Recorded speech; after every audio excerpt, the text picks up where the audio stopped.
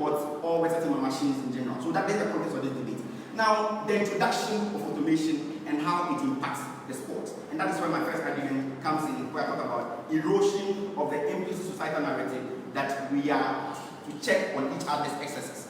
So sport as a principle says that, okay, human beings, okay, like the linesman becomes a check on the excess of the football player. So by extension, it has an extension social narrative as to how in society that we are supposed to become checks on each other to ensure social progress. So when you bring automation in there, principally you erode or remove the very element that the linesman performs of ensuring that every child or every adult becomes an extension of society, saying that become a check on each other. So that linesman, particularly in the first place, takes that extensive role, and that extensive role is taken away by the sport again. So we say that the overriding moral principle is that we all serve as checks on each other. Additionally, as humans, our errors make society tick. It is our imperfections that define social progress. You take away that social narrative when you bring in this principle. Again, next argument, the beauty derived by the fan base, emotional impact. The support for sports like soccer comes from the potential errors and intrinsic added values. Maradona's hand of God depicts the imperfections that throw the fans and engineers greater conversation and unification of societal extremes. That's analysis there. The next extent is on people's how they have advertised. It is these imperfections that draw so excited that it draws in millions of corporations to sponsor the sports and of itself. When you take away this level of excitement in sport, what you do is that you take away that excitement that draws corporate support the sports.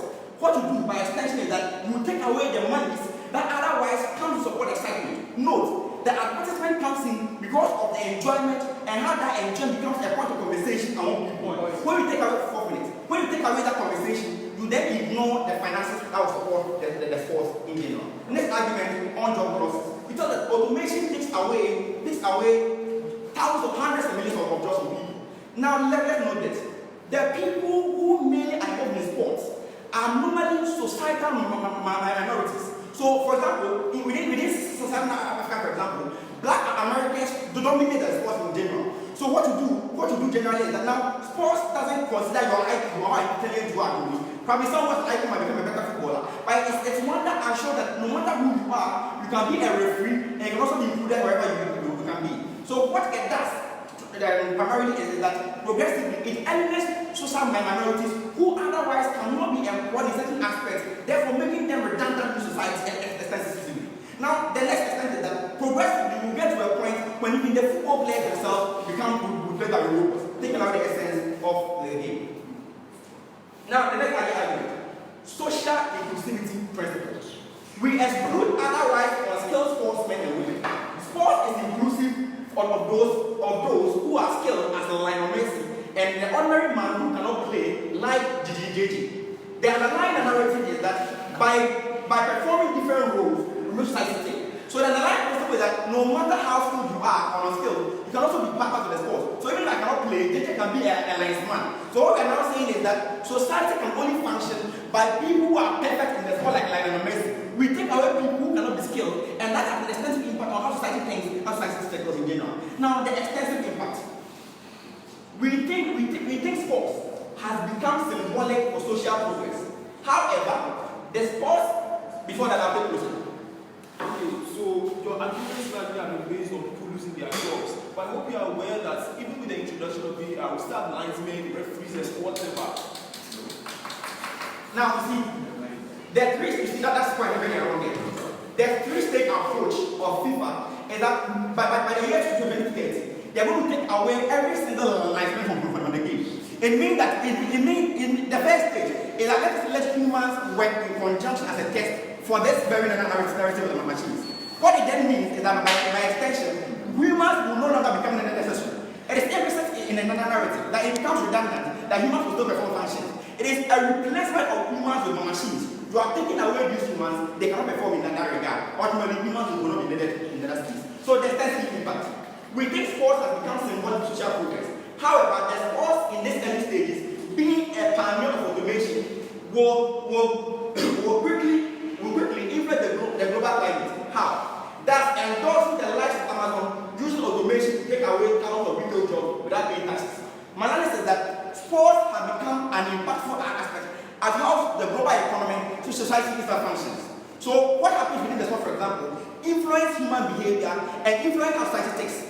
You then endorse the likes of Amazon, who are now using their automation to take away hundreds of thousands of jobs in the US. The question is that at the long run, I get automation, but at a point in time when we do not need that agency, that is that, when the world is not prepared for it, that is risky for the global economy. We can't contain it. Now again, not sports in all areas is dominated by minorities. Let me rehash this argument. Humans are social functions. When you take away these jobs of these social minorities who cannot perform anymore, but by necessity, by being idle, the possibility of them going into areas of crime and becoming people who can now negatively affect people who are now active in society is very high. We think that automation takes away jobs, it makes people who are in the minority non-functioning, and it takes away the very necessity that boosts social progress. Public proposition. Thank you very much, Mr. Saxon, for that speech. We'll call upon the leader of opposition, the President, Mr. Bannerman. Frank Bannerman. Frank Bannerman.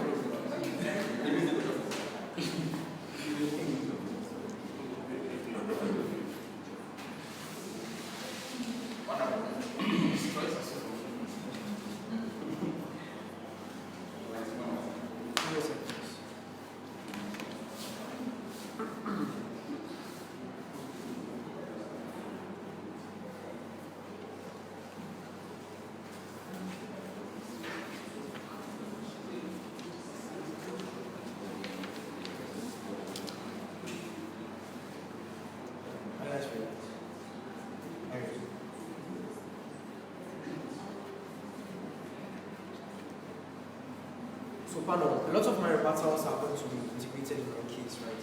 So, first thing Sasu tells us, nature of sport and then automation. Then he paints this picture that for us to have excitement in sports, we need Maradona to tap a ball with his hand into a pool. That's not how it works, right? Excitement has so many different functions. There are so many ways in which excitement can happen. So when Cristiano Ronaldo takes a cross and enters the pool and everybody is excited, you don't need someone to take a ball with his hand and tap it or something for a controversy to spark, for excitement to happen. When you base your whole case on jobs and excitement, you think you lose out. His first argument he makes, like notes, is that there needs to be excitement in the sport. The reason why we need to have excitement in the sport is because it appeals to people's emotions and people are able to consume these sports. But then what we are telling you from open opposition is that excitement can even exist, and it's even better without the existence of all these kind of things which he talks about. So when he paints the picture that excitement has to only happen when there are fouls and all those things, you think that is flawed. Now about jobs and automation, the white thinks it's a very terrible argument, right? So he says that people will lose their jobs, right? Like with FIFA are saying that they are going to make sure that it's only VAR that's going to exist. We don't think that's true, right? We think they are supposed to work hand in hand with the VAR. But then even if you are going to say they are not going to work hand in hand with the VAR, it's only going to be automation, we like that word. The reason why we like that word is that automation always comes with these things when people lose their jobs, right? But then what have we seen in history? Whenever people lose their jobs, there's more money generated from certain aspects of the economy. What do we do with that? We reinvest those things into other sectors of the economy. That is to say, give people other skill sets. So for instance, someone who is a linesman only has that particular skill set. When we replace automation, what this means is that efficiency and more money and more investment. What this means is that we can invest that money to make sure that the linesman has a different skill set and is better in another niche. So to paint the picture that, well, whenever there is automation, people lose their jobs and they sit at home, that's not really true. Basic automation arguments, there's always reinvestment, and those arguments do not fly, right? So, like another argument it gives to you is that erosion of societal narratives and all other things that we should check on each other and all those things. But note, sport is not subjective. Like, you don't say if your hand touches the ball, you should now think about it twice and say your hand didn't touch the ball or your hand touched the ball. So long as your hand touched the ball, it's a foul, right? It's not subjective. So if, note, for a long time we've been trying to get an approximation to perfection in sports. That is to say that there is always a review in sports, and that's the first argument. There's always a review in sports. That is to say, every single year we change like the rules of sports. So what this means is that due to like technology and new innovation and wisdom or any kind of intelligence which we get, we innovate and build upon the sport. The soccer that we use now was not the soccer we used then. The reason why we've changed the soccer we use now is because technology to make that football better. The way like Ismail and all those guys work now is not how they work then. What this means is that there's an implicit assumption that when innovation comes in sports, we accept it and make those things happen. To say that another innovation coming in is something which you will not agree to is very ideologically inconsistent with what sports has been doing for a long time. Because the nature of sports is that it is progressive according to the technology which exists in the day. Another reason why it's so is because it tries to approximate to a form of perfection. So the reason why a linesman or a referee, it's in a sport, for instance, is for regulation. If you wanted to do whatever you wanted to do, you wouldn't even have a referee in the first place, right? The reason why we have the referee is for regulation. The referee doesn't have a 360 eye to see whatever is happening on the pitch. So that was a shortfall of the sport back then. So if you have the ability to make sure that we can perfect that shortfall, should we accept it or not accept it? Pano, do you get it? Later, do you get it? That is what the debate, that's the question we should be asking ourselves in today's debate. If you have the ability to make ourselves better, right, with the technology that did not exist then, and then we have the technology now, should we be able to accept it? And we say that just from open opposition because at every point in time, we've shown as humanity that we always progress and correct our wrongs and make sure that we are perfect. The approximation to perfection is what makes sports better. Because sports is not really subjective. Sports has to do with what is there, right? And because that thing is there, that is what we judge it upon. But because we do not have that technology to judge what is there at that particular point in time, that's why Maradona can use his hand to tap and go into a pool. And we didn't know back then because there was no VAR. But then because now we have the VAR, we can ascertain the fact that this guy actually did this thing, and this thing is wrong. We think at any point in time, one, sports is not subjective, two, sports is extremely progressive. Going to that one, closing. So, Panama, you encourage doping all in a way to make sports perfect, so much such that somebody can do 2 seconds in 100 meters. And I'll show you how this works. This is a very nice thing because the argument I was going to talk about it. You see, the thing about sports is that when a sport is equal and fair, it pushes sportsmen to a level which is better. That is the whole process of evolution and makes us better as people. What does this mean? Right now, sportsmen blame their failures and their mediocrity on unfair treatment. What does that mean? When you do not do well within a sport, Chelsea says, well, the referee was against us, or we expected the referee to cheat us. Ghana, we always have this attitude, like before the sport even starts, we are playing against Brazil, we will cheat us. This only exists because we lack the ability for us to have a perfect view of what is happening on the pitch.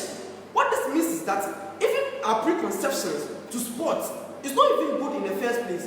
What this means is that if you have a technology that can be able to erode those preconceptions so that we can own up to our own mediocrity and our failures. What does this mean to the sport? What this means for the sport is that the sports will become better. So Chelsea will not blame their failure on the referee, but then they'll blame their failure on the fact that they're a terrible team. What this means is that we necessarily make sports better in our world. But then what Karim says, doping. Sports always premises on things like our own natural abilities. So at a point in time when natural abilities are the same, when there is fairness and equality, and note, when natural abilities are the same, that doesn't mean everybody has the same strength, of course. But then the approximation to that level of equality, right? That's why not everyone in the same weight and anything can just play sports. There are levels to it. What this means is that because of this particular fairness thing, right, nobody can say that I have a higher advantage over the other, or the reason why a particular team won over me was because that team had the help of a referee. What this means is that sports pushes us to the limit to become better in our world than in your world, where it's like even people's failures are built on mediocrity and all those things. We think that does not really help the sport. But then what does sports seek to achieve? What sports seek to achieve is 3 things: entertainment, number 1; number 2, economic remuneration; and then number 3, international cooperation. On entertainment, a sport which is fair and equal will create a world in which people are able to enjoy the sport better. When you not go to watch a match with the preconceived notion that they're going to cheat me. What this means is that entertainment is better served in our world. Number 2, economics and how the trickle down is better in our world. In our world, investors now invest more because they realize that people consume that sport more because it is fair and more people like it. So a Ghanaian will say that I will not even watch the Ghana match because they will cheat us. In a world where there's VAR, that preconceived notion does not even exist anymore. What this means is that there's more buy-in and there's more consumership of that particular sport.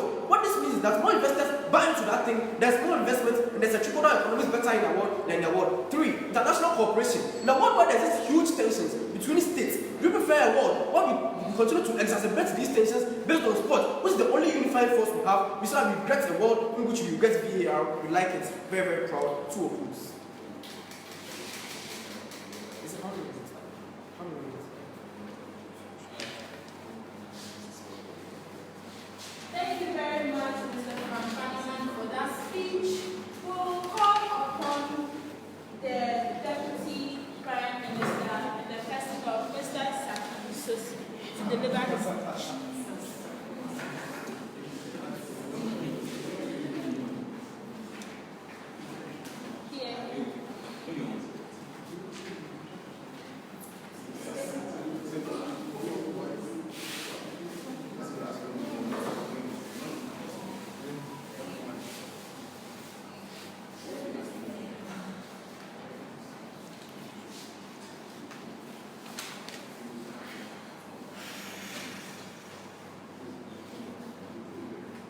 Are you ready? Okay, so the crux of this debate is to understand what exactly sport is about, and then also understand really the essence of that sport and what is really good for the sport, right? And it's also very, very important for you to understand the various aspects in this particular discussion. Now, what we basically intend in this debate is how sport actually is and why this automation will not, why this automation itself is regrettable in this particular instance, right?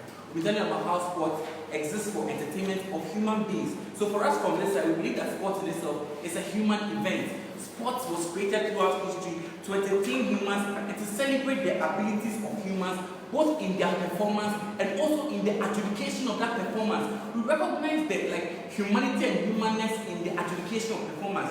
We say that sport in itself was also created to create employment for people. We think that any measure in itself, whether or not it's supposed to create precision or it's supposed to eliminate cheating in itself, which takes away the opportunity of employment for people in itself, is very regrettable because it takes away opportunities for people, from people, and we feel that in itself does not really help and create more data. I'll tell you very much later.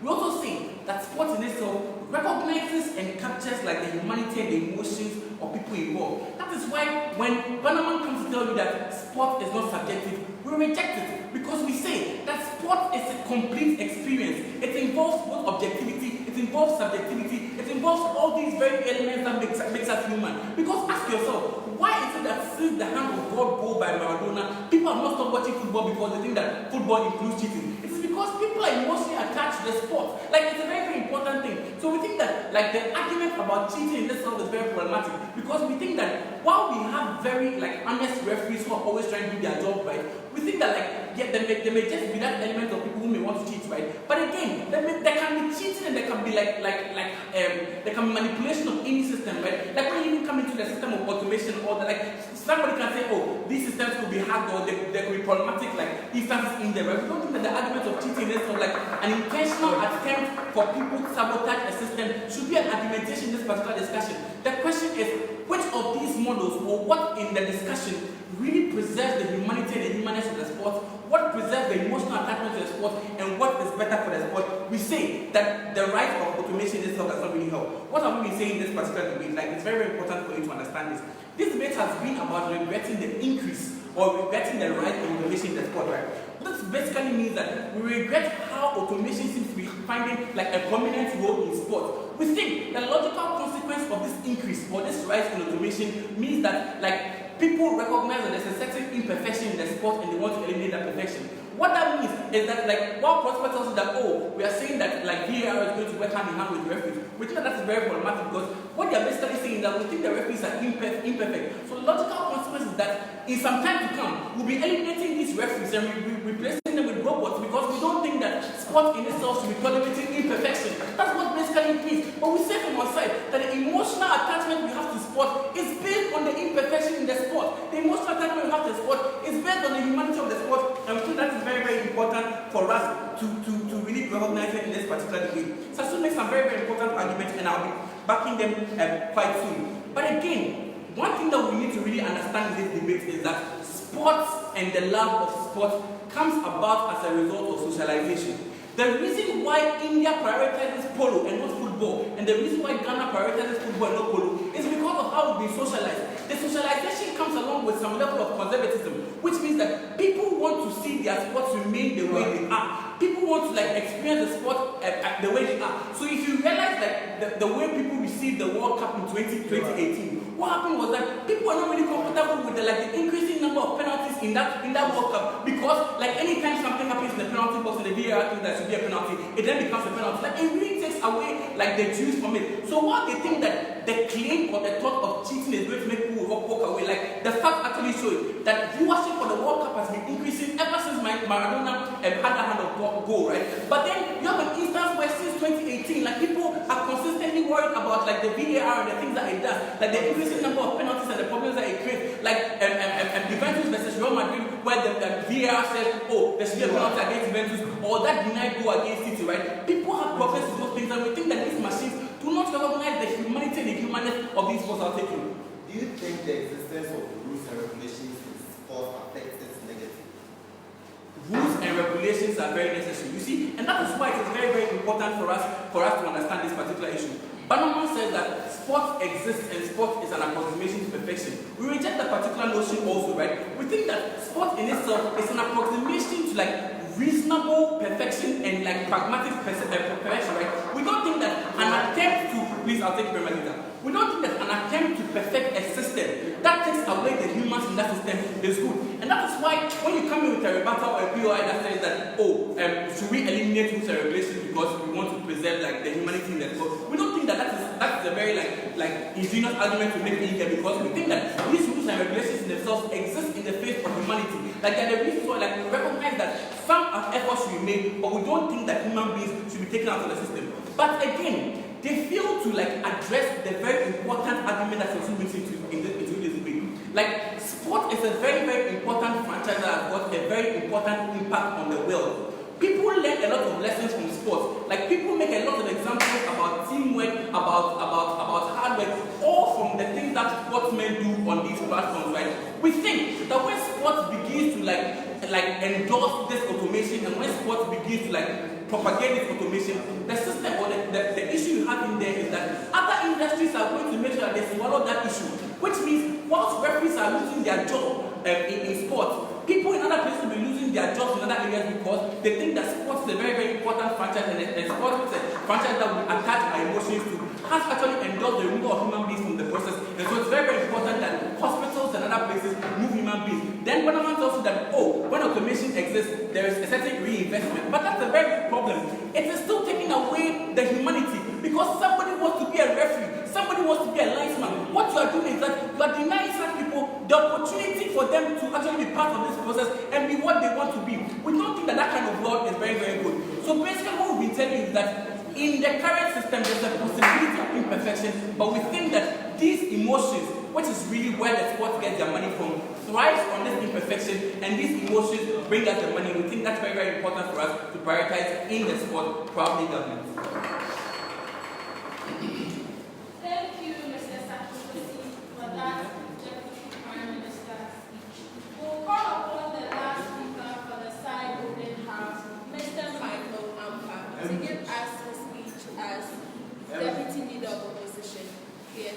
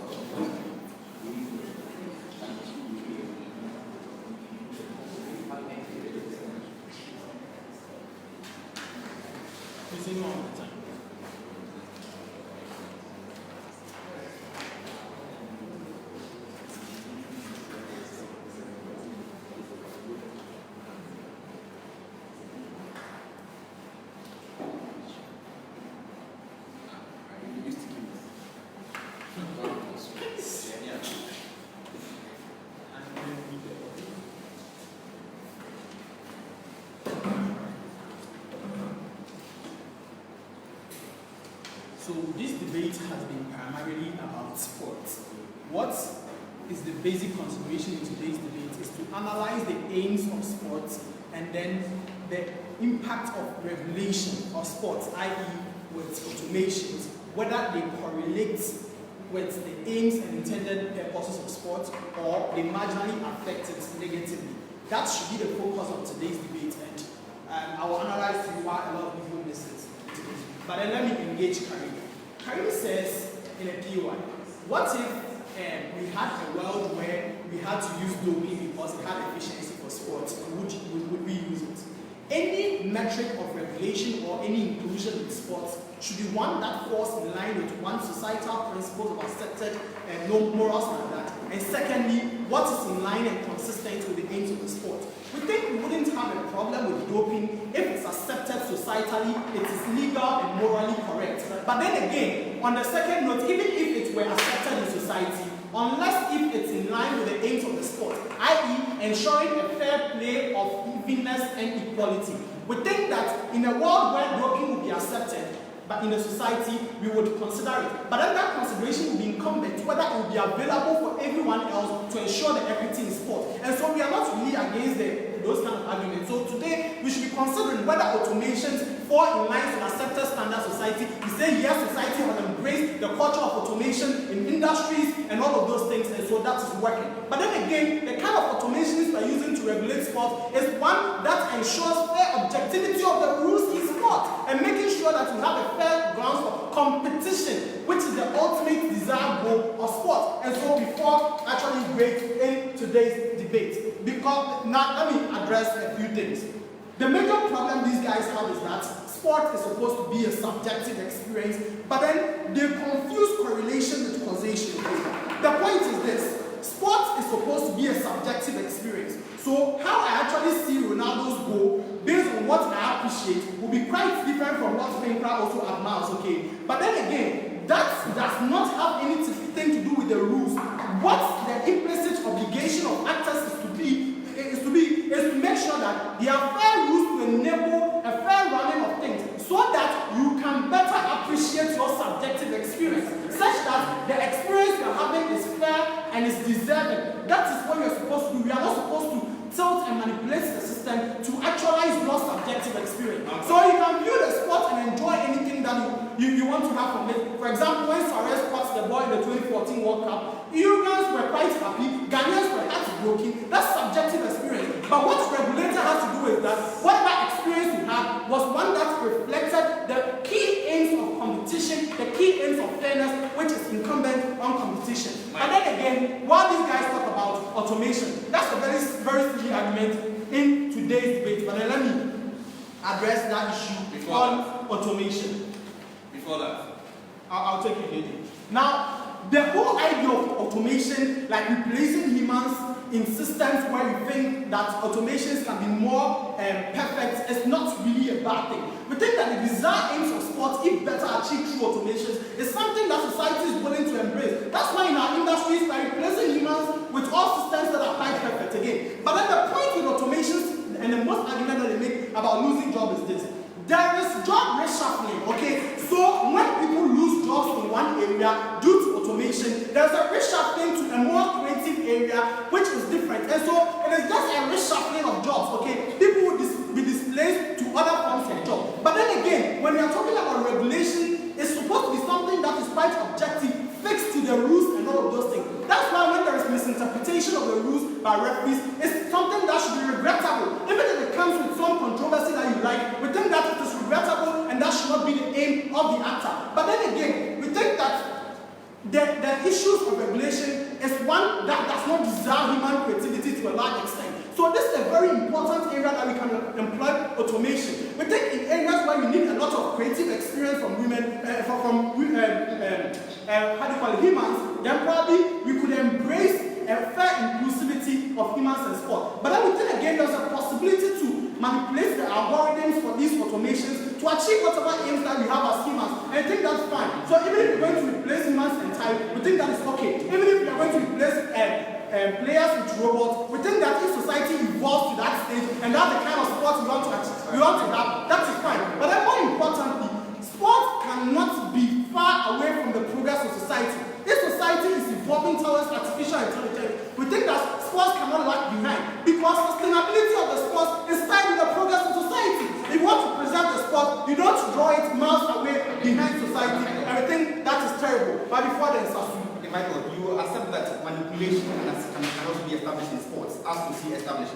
Are you better conceded that your imperfections can also exist within the automation? Exactly, but then with the preponderance of the evidence we've seen around, automations are far better in terms of probability than humans. I think even if there is 1% probability of automations having some errors, we think that is better than some referee taking the rules into their hands and taking some money. We've seen that several times, even in an last tape and all of those things. We think that's but then again, stronger reasons for efficiency before the engaging. So do you think that in as much as the criminal justice system is important, we have to automate it to ensure fairness in that system? If that makes sure that we achieve the aims of the CJS, that is fine. Because we think that was a better world than a world where people are being cheated and people are feeling that the system is not treating them fairly. But then again, talk about fairness everywhere and it wouldn't be so much important. Why it is exclusively important in today's debate is that today's argument tries on competition. You cannot be even a deserving winner even if you win. You cannot be a justified loser if you lose, if there is no fairness in competition. And that's why that's very important in today's debate. But stronger reasons for efficiency. We say mistakes that occur are not intended, and so if there are avenues to correct them, we have to do. There is a growing incentive to assume best practices to make sure that we tilt the sport towards the outcome that we need. But then there's massive evidence to show human flaws and errors. But then for sustainability of the sport, society is evolving and the sport should evolve in line with society. Controversy is not really intended and is inconsequential to the true aims of sport. We think that even if controversies exist, it is something that the sporting body cannot endorse in of itself. But then again, importantly, we think sports have evolved in terms of systems, methods, rules. Today we have financial regulations, FFP in football. We think that we are moving towards a world of more progress and inclusivity. We don't think minority is very important in today's debate as tells us.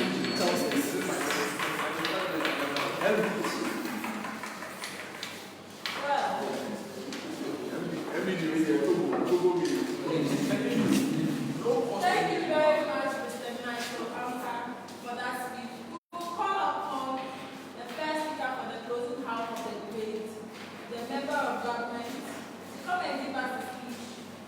Welcome, Mr. Curry. Thank you. That's okay.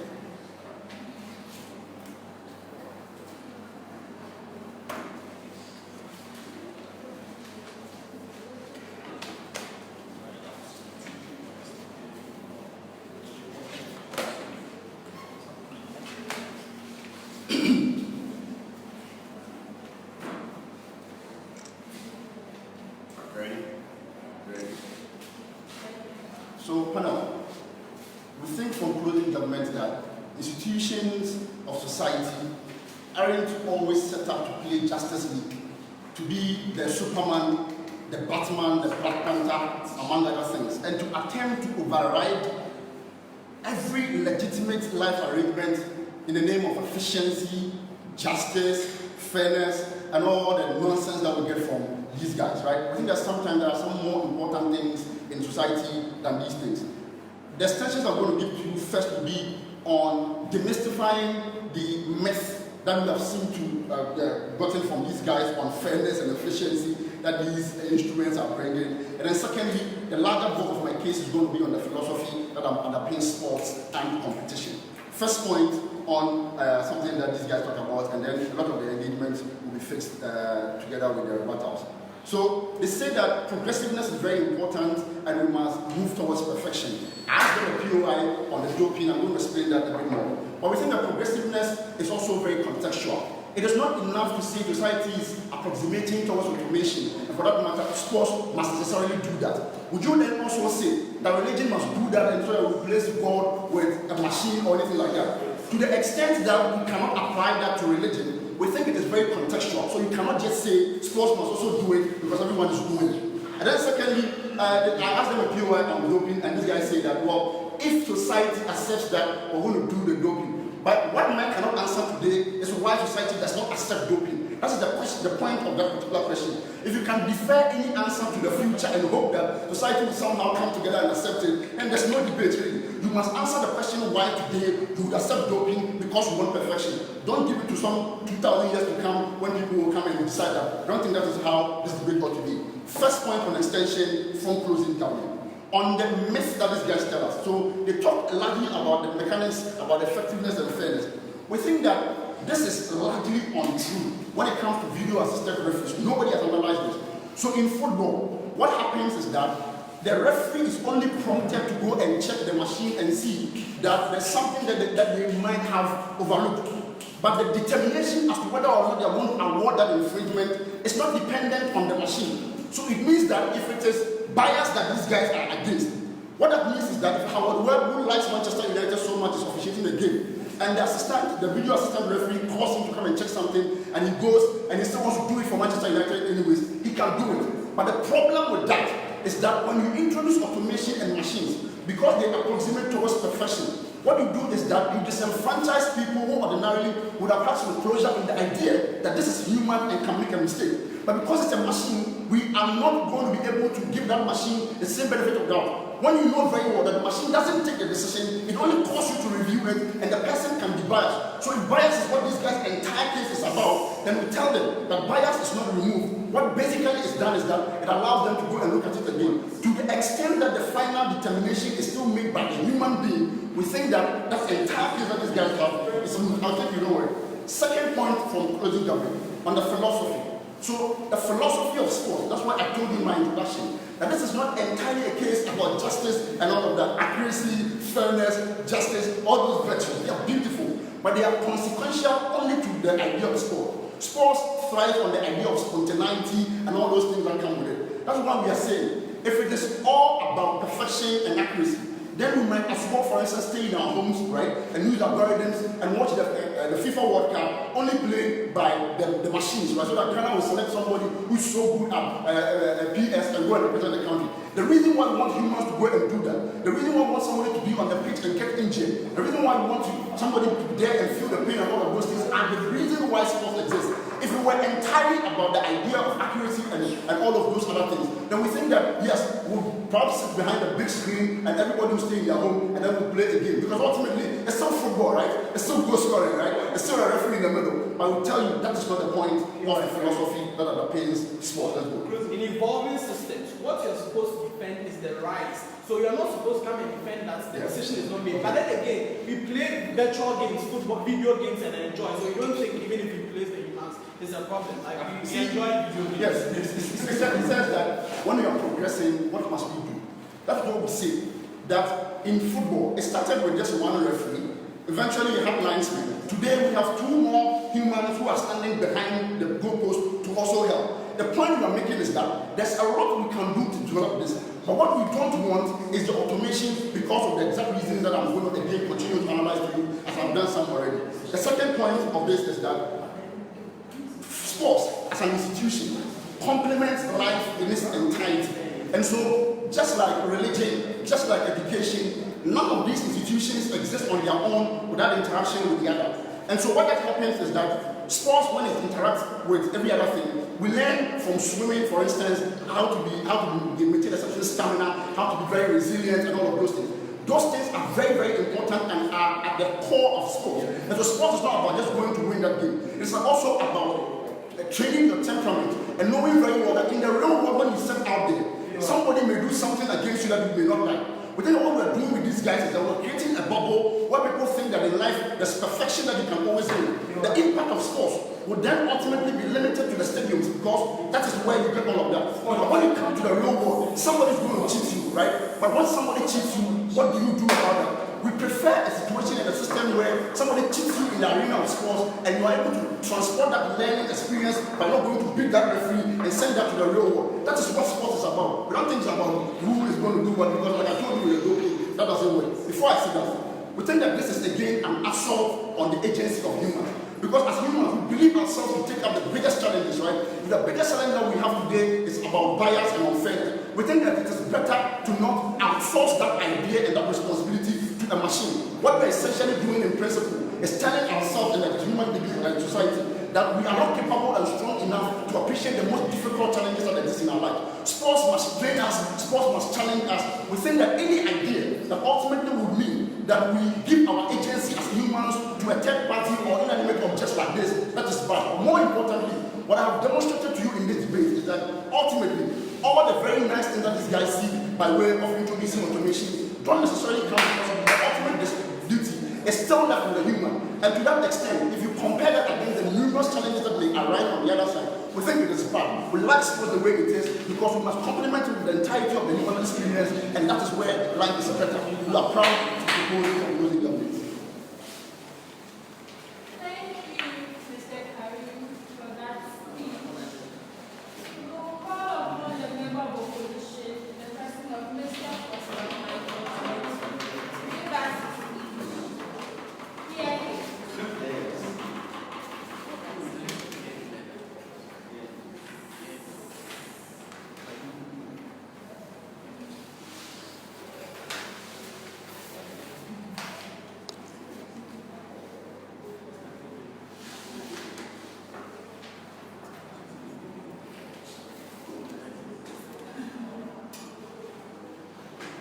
Ready when you are. So, panels. Today's debate has largely gone beyond the frame of just sports and automations. It has gone into like the symbolic representation of sports and what it means to society. Now, for Karim, he says that the last call is still going to be made by a human being. And I am so glad that he said that because it makes it easy for me to present my arguments in this debate. Panel, demands are never supposed to outweigh the ability of an individual to purchase a particular product. That means if you want someone to give you something, you have to make sure that you give him all the avenues or all the tools upon which he can offer you that particular product that you want to gain, or that particular utility you want to gain. The reason why we introduced VAR and automated whatever into the system is not because we don't believe in the powers of the referee. No. If we didn't believe in the powers of the referee wouldn't take the last decision. We brought it in because we feel the referee doesn't have absolute like information as to how to assist or how to make that decision. What the VAR does is that it gives you an absolute avenue to judge that atmosphere or to judge that particular situation. What do I posit in today's debate? We posit the ideological stance that there is a necessary need for you to augment whatever powers any institution that is meant to stand for justice should have. But why is that necessary in today's debate? It is necessary because in a space where sports is an avenue for people to not only make money, but for people to also invest emotions and invest their time. We feel they should be given the best of services. Why is that important in today's debate? Now that VAR is in the mix, we have an equipped referee who can fully analyze the situation because he has video like representations for him to take his time to analyze it. But what does that do in today's debate? It gives us two things. If the referee still makes a bad decision, as Karim says, we know that the referee is the one who made the bad decision. We've given him all the opportunities to review it via video, and still he chooses to make the bad decision. What does that equally mean? Second level of analysis. It means that it gives people the avenue for redress because now they know fully well and they have absolute proof that it was the referee that fucked them up. So we can now address the situation in the truth and in the real light of its authenticity. But most importantly, the more important part of today's debate, like we feel that like the whole idea of sports, like the whole bench, all of them keep arguing. Entertainment is beautiful. Sports represents entertainment. And Karim tries to bring the philosophical points that I enjoy. He says sports represents a view of society. That's equally what I'm going to present. Because sports as a symbolic element goes beyond entertainment and represents the ideological stance of people achieving an end via means of defined barriers or defined like metrics upon which you can do to that. What do I posit? I posit the idea that there are rules of engagement upon which you can engage in sports. But why is that particularly important? Rules of engagement are not only important because we want them to just decorate the sports, it's because we know that individuals are not going to follow rules of engagement. And since we say sports represent society, we should do our very best to make sure that we show through sports what we want to show in society. So that means because we want people to obey rules of engagement in society, we should do whatever we can to augment that. Mind you, like Karim says that the criminal justice system is not getting real justice, but it indeed is. That is why, in as much as we have police and we have like judges and whatnot, we still have cameras and roadsides, and we have anything that can, like via automation, that can assist the job of a policeman. Because we know that the demands upon them are too awesome for them to all like totally absorb. So we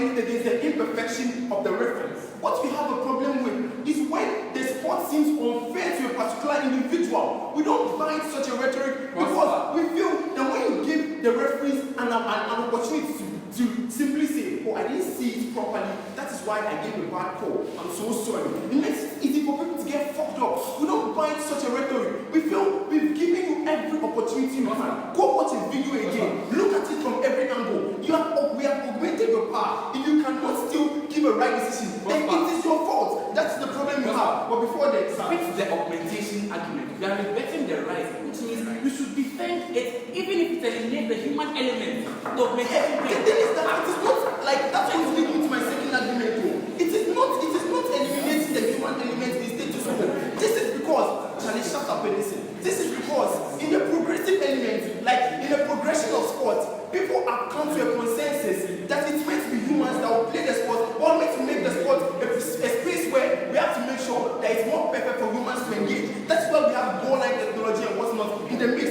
But why is this particularly important? Because this represents an idea in the rise of AI and whatnot, and how people are scared that AI is going to take their job. What does this represent? It represents the idea that humans and automated machines can coexist in the same space, because we have a referee and we still have VR in the same space. That means the fears of people that their job is going to be stolen by automated machines has been allayed and has been put to rest. That's the kind of world we buy into today's debate, because we feel that the fear of the human race in spaces like America and whatnot is really high, because they keep fearing that automated machines are going to replace their jobs, and they don't buy into such a rhetoric. We find that particularly problematic. So we need to always create a space where there is a coexistence, or there is that opportunity for humans and robots and whatnot to coexist in the same space. But the most important part of today's debate is that everybody in this house agrees that sports is a corrective tool of society.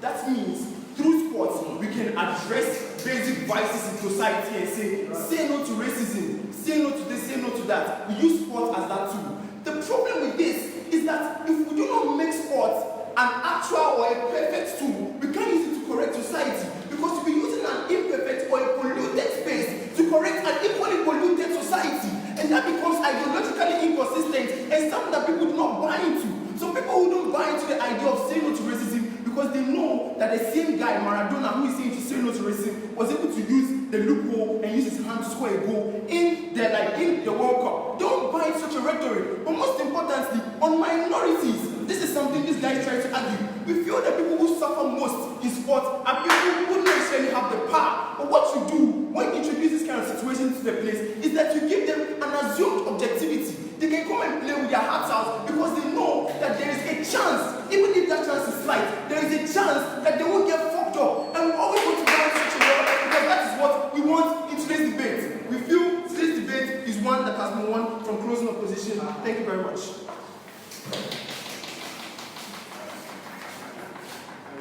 Thank you very much, Mr. Michael, for your speech. We'll now invite the last speaker for side governments, the governments in the person of Mr. DJ Akpapa.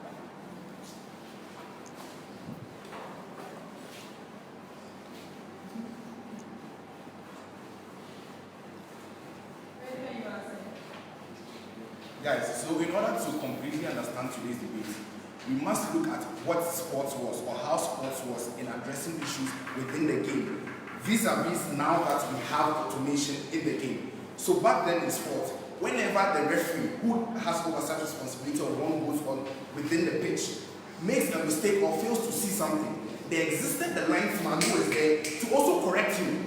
So there existed the human element in assisting, or what these guys say, complementing the referee's effort to make sure that there is a so-called justice within the game. That existed for us. So now, when you want to introduce another entire entity to come and complement that effort, the burden now rests on these guys to prove how that AI, that automation that will now bring VAR or replay centers, must have a complete and 100% perfection that comes with this. If they fail to prove how that perfection does not exist within that AI, then we think they faltered into this debate. But there are a couple of things that you also need to understand before you can judge this debate. The first one is the key issues that come from CU. That first of all, sports does not exist because we want to give people justice. That is the reason why we have the courts. That is why the reason why the Supreme Court, the Hague, etc., etc. Maracana is not meant to make out justice for anybody, and that's not why AMFO was built. The second thing you also need to understand is that sport is meant for the enthusiasm that comes with it. It is meant for the spontaneity that comes with sport. It is not meant for anything above that. So whenever you want to make a system better, you must